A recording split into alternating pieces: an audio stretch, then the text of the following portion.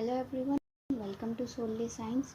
In today's video, our topic is going to be magnetic field due to current in solenoid. Let's get started. First question, what is solenoid?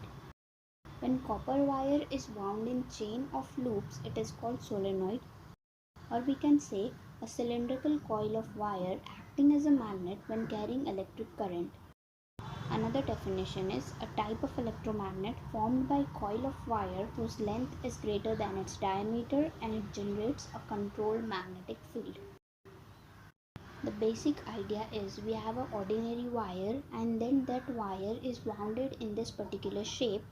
The current is allowed to pass and because of the flow of electricity, magnetic field is generated. So that's all solenoid is all about.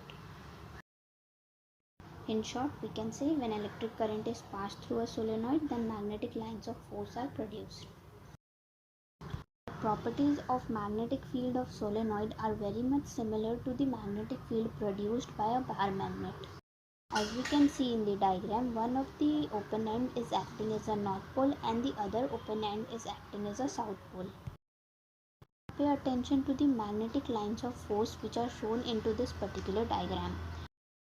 As we can see in the outer regions, the lines are not uniform, but when you will focus on the inside of the solenoid, that is the magnetic lines of force inside the solenoid, they are all parallel to each other, which means that the intensity of magnetic field within the solenoid is uniform. So inside the solenoid, the magnetic field intensity is uniform, and if we go at the outer side, then it will vary. So how we can increase the strength of this magnetic field produced? That can be done by increasing the number of turns in the coil, and the second method is by increasing the value of current. Working principle of solenoid is electromagnetism. And here are some of the types of solenoid which we get. We have AC laminated solenoid, DC C-frame solenoid, DC D-frame solenoid, linear solenoid, rotary solenoid.